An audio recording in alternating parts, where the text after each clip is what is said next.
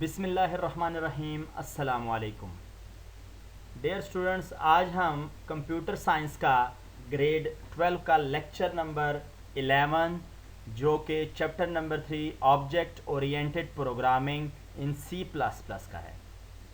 इस lecture number 11 में हम आज अपने 10वें हफ्ते का हिस्सा पढ़ेंगे। आज के इस लेक्चर में हम क्या क्या पढ़ेंगे,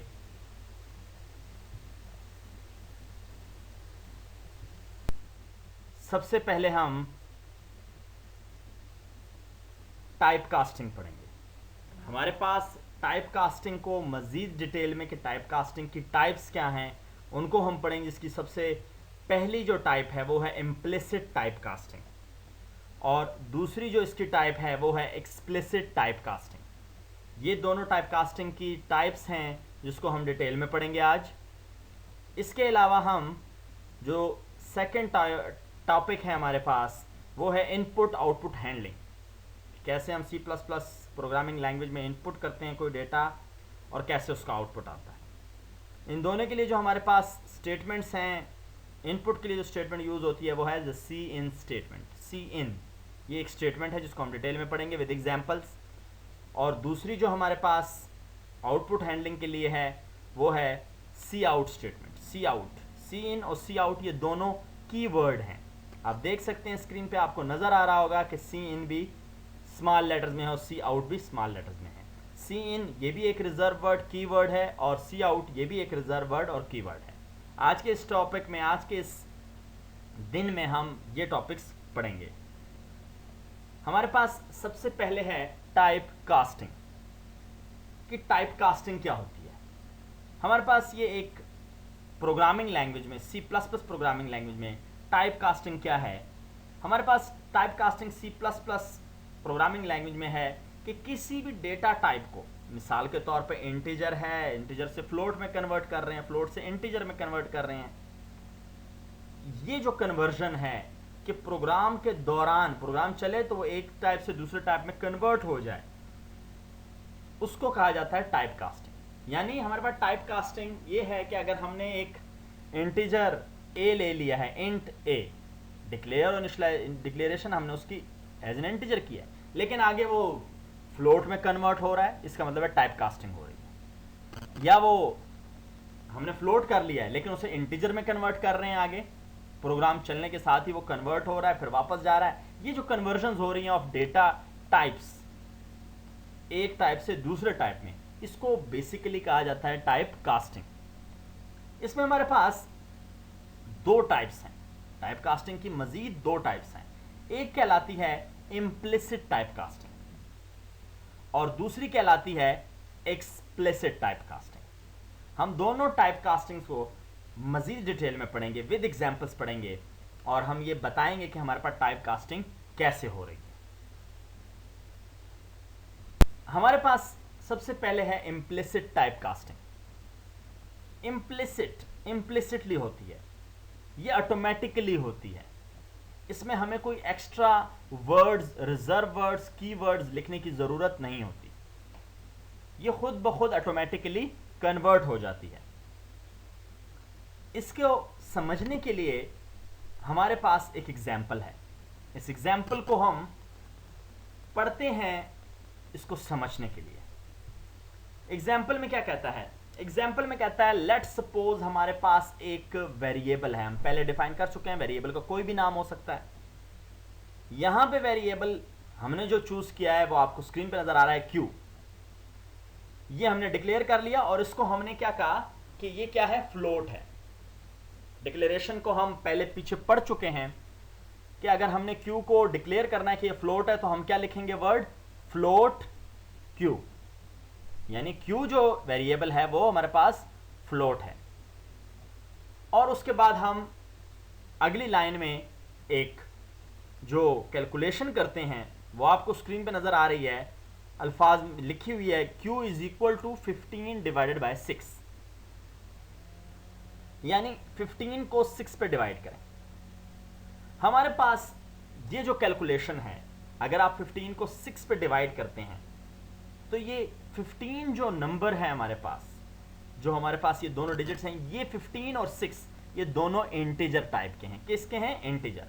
क्योंकि हमने पढ़ा था इंटीजर वो नंबर्स होते हैं जिसमें फ्रैक्शनल हिस्सा नहीं होता, फ्लोट वो होते हैं जिसमें फ्रैक्शनल पार्ट होता है, यानी 15.4, 6.9, तो ये कौन से होते हैं? फ्लोट। लेकिन चूंकि यहाँ पे 15 है, यहाँ पे 6 है, तो ये दोनों इंटीजर हैं। जब ये दोनों इंटीजर हैं तो ये हमारे पास इंटीजर डिवीजन करता है। 15 डिवाइडेड बाय 6 से हमारे पास 6 2s are 12, 6 3s are हो नहीं सकता, और 15 डिवाइडेड बाय 6 का आंसर 2 इसलिए आएगा क्योंकि दोनों ये इंटीजर हैं। इससे जो आंसर आएगा वो हमारे पास क्या होगा? 2। वो हमारे पास 2 होगा। हमारे पास 2 आने की वजह इंटीजर है, क्योंकि 15 भी इंटीजर और 6 भी इंटीजर, तो इसका आंसर भी एक इंटीजर आएगा। वैसे इसका आंसर आना चाहिए था 2 पॉइंट समथिंग, लेकिन डिवीजन हमारे पास हो रही है, 2 आएगा। लेकिन ये 2 कन्वर्ट होगा किसमें? 2.0 में। क्यों? क्योंकि इसने आगे असाइन होना है, इक्वल का निशान है, q is equal to 15 divide by 6। 15 से डिवाइड किया 6 को, 2 आया आंसर। अब वो q इज इक्वल टू 2 होना है, तो वो q इज इक्वल टू 2 नहीं हो सकता। क्यों? क्योंकि q इज इक्वल, q हमारे पास क्या है? फ्लोट है, तो वो 2.0 हो जाएगा। इसको कहते हैं कन्वर्जन, कि 2 से 2.0 बन गया। ऑल्दो इसका फ्रैक्शनल पार्ट 0 है, लेकिन पॉइंट आ गया जो कि फ्लोट में कन्वर्ट हो गया। अगर हम चाहते हैं कि इसका आंसर 2.5 या 2.6 जो इसका पूरा आंसर आना है, 2.5 जो इसका आंसर है एक्चुअली, 15 डिवाइड बाई 6 का आंसर क्या है? पूरा 2.5 फ्लोट में। अगर हम ये चाहते हैं तो हमें 15 को लिखना होगा 15.0 और 6 को लिखना होगा 6.0। 15.0 और 6.0 अगर हम करेंगे तो हमारे पास आंसर आ जाएगा 2.5, क्योंकि 15.0 हमारे पास फ्लोटिंग पॉइंट नंबर आ जाएगा और 6.0 भी हमारे पास फ्लोटिंग पॉइंट नंबर हो जाएगा। इस वजह से इसका आंसर भी पूरा आएगा 2.5। लेकिन चूंकि हमने इंटीजर लिखे हुए हैं, इससे आंसर इंटीजर में आया, लेकिन वो कन्वर्ट हो गया किसमें? ऑटोमेटिकली कन्वर्ट हो गया। इसमें हमें कोई लिखने की एक्स्ट्रा जरूरत नहीं पड़ी, और वो ऑटोमेटिकली इसका फ्रैक्शन पार्ट 0 कर दे गया, 2.0 वो हमारे पास क्यू में असाइन हो गया। ये कहलाती है इम्प्लिसिट टाइपकास्टिंग, जिसमें हमें कोई एक्स्ट्रा वर्डिंग की जरूरत नहीं पड़ रही, कोई हमें मेंशन नहीं करना पड़ रहा कि हमने 15 को कैसे कन्वर्ट किया, 6 को, 15 और 6 से जो 2.0 बना उसको कैसे कन्वर्ट किया गया और कैसे असाइन किया गया। ये तो थी हमारे पास इम्प्लिसिट टाइपकास्टिंग। आगे हमारे पास आती है एक्सप्लिसिट टाइपकास्टिंग। एक्सप्लिसिट टाइपकास्टिंग क्या है? इसमें एक स्पेशल ऑपरेटर, एक स्पेशल, आप कहेंगे स्पेशल ऑपरेटर यूज होता है कि एक डेटा टाइप से दूसरे डेटा टाइप में कन्वर्ट करने के लिए। इसके कन्वर्जन की जो हमारे पास तरीकाकार है, सिंटैक्स है, जनरल फॉर्म है, वो क्या है कि हम पहले लिखेंगे टाइप, जिस टाइप में हमें चेंज करना है। अगर हमने इंट में करना है तो हम लिखेंगे इंट और उसके बाद वेरिएबल या एक्सप्रेशन, ठीक है। इंट ए यानी ए में जो वैल्यू है उसको इंटीजर में कन्वर्ट करो। फ्लोट ए, इसका मतलब है ए में जो वैल्यू है उसको फ्लोट में कन्वर्ट करो। तो अगर ए में वैल्यू इंटीजर है तो वो फ्लोट लिखा हुआ है तो फ्लोट में कन्वर्ट हो जाएगी, अगर फ्लोट है इंटीजर लिखा हुआ है तो इंटीजर में कन्वर्ट हो जाएगी। सो हमारे पास ये हमारे पास तरीका है, पहले हम टाइप लिखेंगे किस टाइप में कन्वर्ट करना है, और फिर उसके बाद एक्सप्रेशन। एक्सप्रेशन हमारे पास क्या हो सकती है? एक्सप्रेशन हमारे पास कोई भी अरिथमेटिक एक्सप्रेशन हो सकती है, मिसाल के तौर पर a divide by b, a plus b, ये सारे हमारे पास एक्सप्रेशंस हैं। और वेरिएबल क्या हो सकता है? a b q c d, ये हमारे पास एक्सप्रेशन है। एक्सप्लिसिट टाइपकास्टिंग में हमें ऑपरेटर की जरूरत होती है, जिसमें जो कि यहाँ पे आपको दिखाया गया है, टाइप का वर्ड यूज हुआ है। टाइप का वर्ड नहीं बल्कि असल में यहाँ पे इंट, फ्लोट जो भी हमें लिखना होता है वो इस तरीके से इस पैरेंथेसिस के अंदर लिखा जाता है ताकि वो कन्वर्ट हो सके उस टाइप में। ये तो हमारे पास एक्सप्लिसिट टाइपकास्टिंग की एक जनरल सिंटैक्स बताया गया कि कैसे कन्वर्ट होता है। इम्प्लिसिट के जरिए अगर आप इम्प्लिसिट की निस्बत अगर आप देखें तो आपको नजर आएगा कि एक्सप्लिसिट टाइपकास्टिंग में हमें एक वर्ड एक्स्ट्रा की जरूरत पड़ रही है, जिसे ऑपरेटर कहा जा रहा है, ऑपरेट करने के लिए। अब हमारे पास इसको समझने के लिए एग्जाम्पल है। इसको समझने के लिए जो हमारे पास एग्जाम्पल है उसमें अगर आप देखें, हमने क्या किया, सपोज किया दो वेरिएबल लिए ए और बी, ए और बी। हमने फिर लिखा इंट, दोनों को हमने क्या लिखा, इंट ए इंट बी, यानी ए भी जो है हमारे पास वो क्या है, कोई इंटीजर नंबर है, और बी भी जो है वो हमारे पास क्या है, कोई इंटीजर नंबर है। यानी हम लिख सकते हैं int a is equal to 15 और int b is equal to 6। अब क्यू को हमने जो ले लिया वो क्या लिया, फ्लोट। हमने लिखा फ्लोट क्यू, यानी तीन वेरिएबल हमने लिए, एक लिया ए, एक लिया बी और एक लिया क्यू। ए और बी में वैल्यू डाली, वैल्यू भी इंटीजर, और इनको डिक्लेयर भी किया कि ये इंट है। क्यू में हमने वैल्यू नहीं डाली और उसको हमने डिक्लेयर कर दिया फ्लोट। अब हमारे पास क्या है, अब हम इसकी डिवीजन परफॉर्म करते हैं। अगर हम इसकी डिवीजन परफॉर्म करें तो हम लिखेंगे q is equal to a divide by b. हमने ऊपर पढ़ लिया है कि हमारे पास a में जो वैल्यू आएगी वो क्या है, 15, जो हमने ली है उसे इनिशियलाइज किया है, और b में वैल्यू क्या है, 6, और q हमारे पास क्या है, फ्लोट। लेकिन यहां पे मैं क्या कर रहा हूं, एक्सप्लिसिट टाइप कास्टिंग। सो एक्सप्लिसिट टाइप कास्टिंग में जब यहां पे डिवीजन परफॉर्म होगी तो चूंकि a में जो वैल्यू है वो 15 है, b में जो वैल्यू है वो क्या है, 6, तो 15 भी इंटीजर है और 6 भी इंटीजर है, तो डिवीजन में आंसर में भी इंटीजर आएगा, 2 आएगा, जो कि फिर q को असाइन होगा। अब हमारे पास हम करते क्या है, हम a और b दोनों को या इनमें से किसी एक को कन्वर्ट कर देते हैं फ्लोट में। हम क्या करते हैं, हम इसकी टाइप कास्टिंग करते हैं जो कि एक्सप्लिसिट टाइप कास्टिंग है। जैसे मैंने कहा ये a और b ये दोनों ऑपरेंड है। ऑपरेंड वो होते हैं जिस पर कोई ऑपरेशन परफॉर्म किया जाता है, जैसे a प्लस b, तो a और b हमारे पास ऑपरेंड है, प्लस ऑपरेटर है, a divide by b, a operand, b operand, division क्या है हमारे पास, ऑपरेटर। या मैं 5 प्लस 3, 5 और 3 क्या है, ऑपरेंड्स हैं। सो इन दो ऑपरेंड्स में से किसी भी 15 या 6 में से, इन दोनों में से दोनों को या एक को भी अगर हम कन्वर्ट कर दें एक्सप्लिसिटली फ्लोट में, तो रिजल्ट हमें फ्लोट में दिया जाएगा।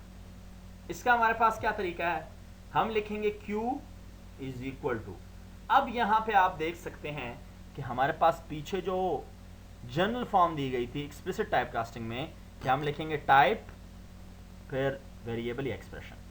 अब हमारे पास यहां पे एक्सप्रेशन क्या है, a डिवाइड बाई b। उससे पहले हम क्या लिखेंगे, टाइप। किस टाइप में कन्वर्ट करना है, फ्लोट में। फ्लोट में कन्वर्ट करना है। सो फ्लोट 15 फ्लोट में कन्वर्ट हो गया, 15.0 हो गया, डिवाइडेड बाय 6। जब इसको डिवाइड किया जाएगा तो आंसर हमारे पास क्या आएगा, इसका आंसर आएगा 2.5।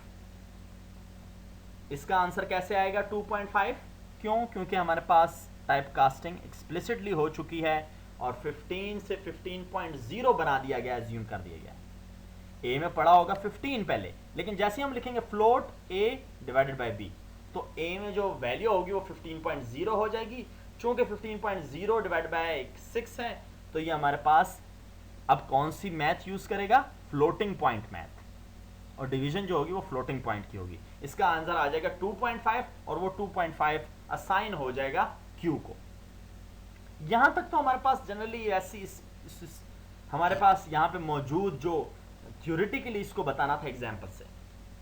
होप सो जब हम आगे पढ़ेंगे, प्रोग्रामिंग शुरू होगी बाकायदा, तो हम उसमें देखेंगे कि हमारे पास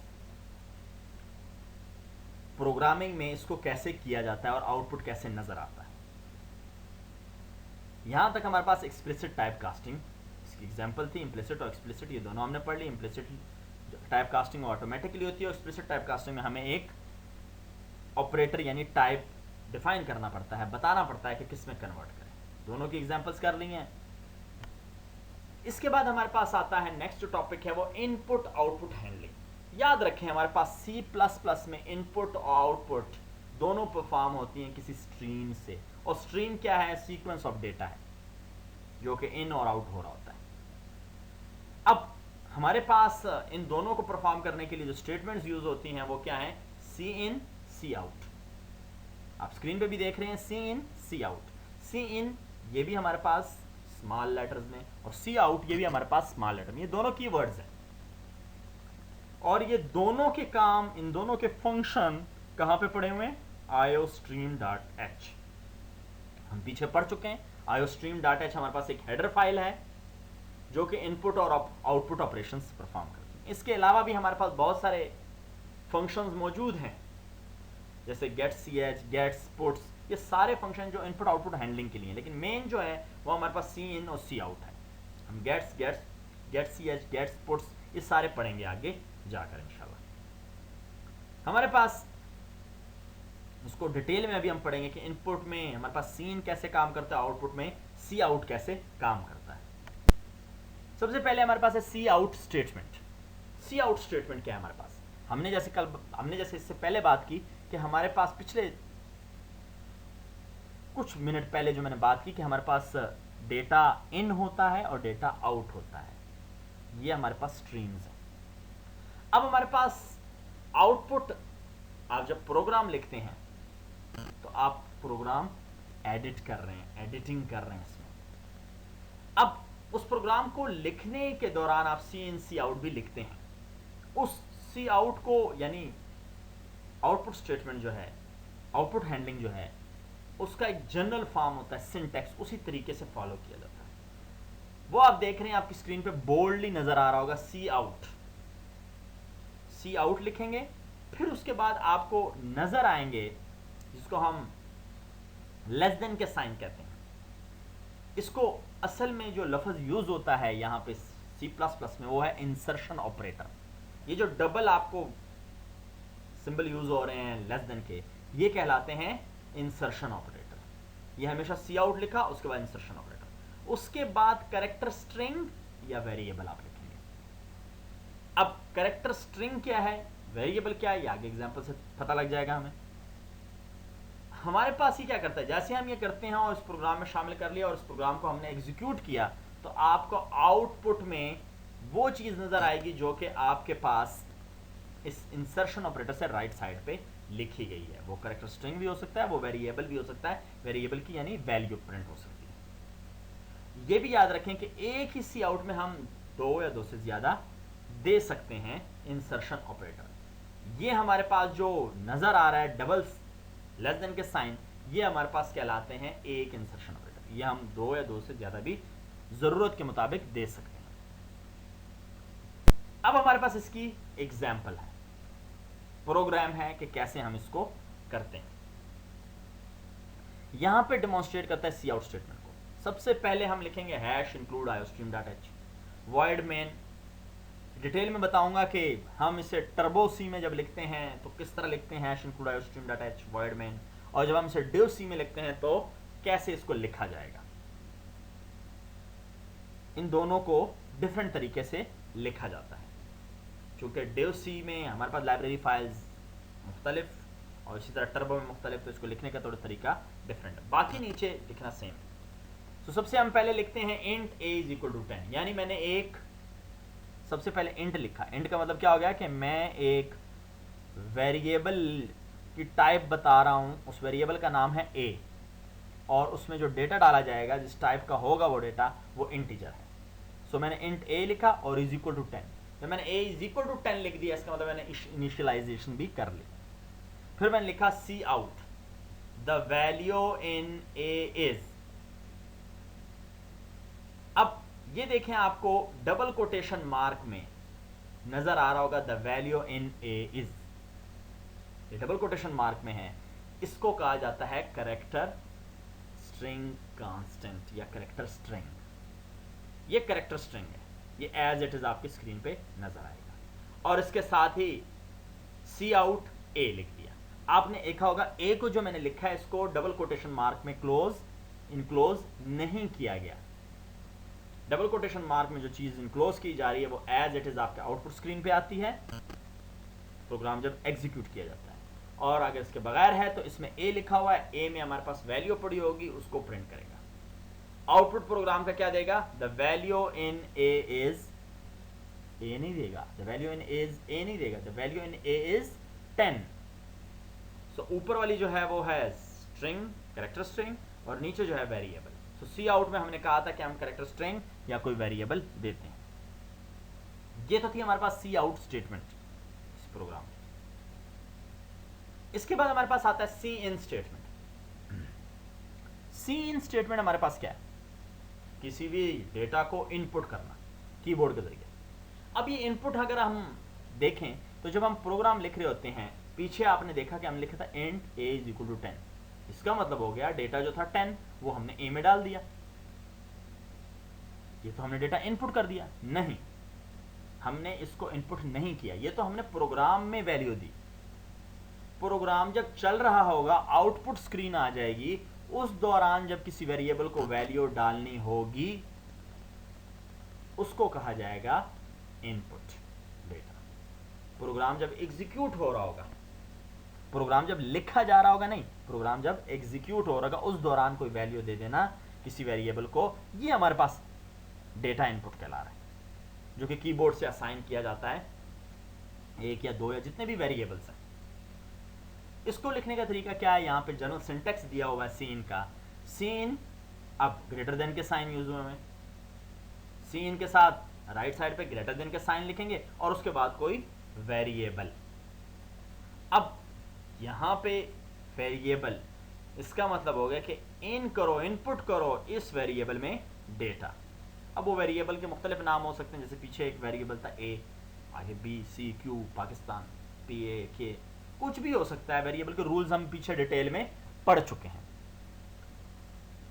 इस सीन के साथ जो साइन नजर आ रहे हैं ग्रेटर देन के दो, इसको कहा जाता है एक्सट्रैक्शन ऑपरेटर। एक्सट्रैक्शन ऑपरेटर या राइट साइड पे लिखे जाते हैं, उसके साथ ही उसको जैसे ही हम इस प्रोग्राम को एग्जीक्यूट करते हैं, प्रोग्राम चलता है और हमसे आउट इनपुट मांगता है, तो जब तक हमने कोई डेटा इनपुट नहीं किया होगा और वेरिएबल में गया नहीं होगा, तब तक प्रोग्राम आगे नहीं चलेगा। इसको कहा जाता है असल में इनपुट। इसको हम मजीद डिटेल में इस एग्जांपल से समझते हैं। हमारे पास एग्जांपल दी हुई है। सबसे पहले ऊपर एग्जांपल को देखें, hash include iostream.h void main int a। यहाँ पे हमने int a लिखा और इसको कोई वैल्यू असाइन नहीं की। सी आउट इंटर एन इंटीजर, सी इन ए। अब इंटर एन इंटीजर वो आउटपुट स्क्रीन पे आ जाएगा। ए, इसका मतलब है ए में वैल्यू डालेगा। यहां पे हमने ए वैल्यू देखें असाइन कोई भी नहीं की। सी आउट के जरिए हम क्या कर रहे हैं, इंटीजर को, the integer you typed is, और फिर हमने आगे, हमने पीछे कहा था सी आउट में हमारे पास दो या दो से ज्यादा भी क्या हो सकते हैं, इंसर्शन ऑपरेटर। तो हमने ये दूसरी बार भी इंसर्शन ऑपरेटर ले लिया, ए लिख दिया। दूसरी बार पे हमने क्या नहीं किया, इसमें डबल कोटेशन मार्क नहीं डाले। अब जब इस प्रोग्राम को चलाते हैं तो उसका आउटपुट क्या आता है, आउटपुट प्रोग्राम क्या आएगा, सबसे पहले कहेगा इंटर एन इंटीजर। जैसे इसने कहा इंटर एन इंटीजर, आपने क्या किया, अब वो जब तक आपने ये प्रोग्राम के आउटपुट चल रही है इंटर एन इंटीजर, अब उसके बाद जब तक आपने कोई इंटर नहीं किया होगा इंटीजर और वो जाके ए में नहीं गया होगा साइन, उससे आगे जाके the integer you typed is, a में जो पड़ा हुआ है उसको प्रिंट नहीं करेगा। मैंने इंटीजर में लेट्स सपोज वैल्यू डाल दी 3, अब वो आगे जाएगा और लिखेगा the integer you typed is 3। ये हमारे पास यहां तक सी इन स्टेटमेंट का काम है। हमने सी आउट भी पढ़ा और सी इन भी पढ़ा। ये जो 3 वैल्यू दी गई है, ये कहां पे दी गई है, आउटपुट स्क्रीन के दौरान, प्रोग्राम की एग्जीक्यूशन के दौरान। हाँ, आप देख सकते हैं इस प्रोग्राम के अंदर कोई भी वैल्यू ए को असाइन नहीं की गई। इसका मतलब क्या हुआ कि ये हमारे पास इनपुट कर रहा है data during the execution of program. Program चला, जैसे मैंने कहा output of the program will be, सबसे पहले लिखा एंटर एन इंटीजर, ये तो आ गया सी आउट के जरिए, लेकिन सी इन ए लिखा। अब जो हम वैल्यू एंटर करेंगे 3 4 5 10 जो भी है वो जाएगी ए में, क्योंकि हमने सी इन किया हुआ है ए, वो वैल्यू ए में ले जाएगा, फिर उसके बाद आगे चलेगा the integer you typed is, जो इंटीजर में वैल्यू, जो आपने वेरिएबल में वैल्यू असाइन की होगी ड्यूरिंग एग्जीक्यूशन ऑफ प्रोग्राम, वो असाइन होके वो the integer you typed is 3, यहाँ पे हमारे पास 3 था तो 3 आ जाएगा। यहाँ तक हमारे पास थे आज के लेक्चर के टॉपिक्स। सो हमने दो जनरली जो आप देखें टॉपिक्स पढ़े, एक हमारे पास टाइप कास्टिंग था जिसमें दो टाइप्स एक्सप्लिसिट और इम्प्लिसिट टाइप कास्टिंग थी, इसी तरह हमारे पास इनपुट आउटपुट हैंडलिंग थी जिसमें सी आउट और सी इन स्टेटमेंट थी। इनको हमने एग्जाम्पल्स के साथ प्रोग्राम्स के साथ पढ़ा समझा।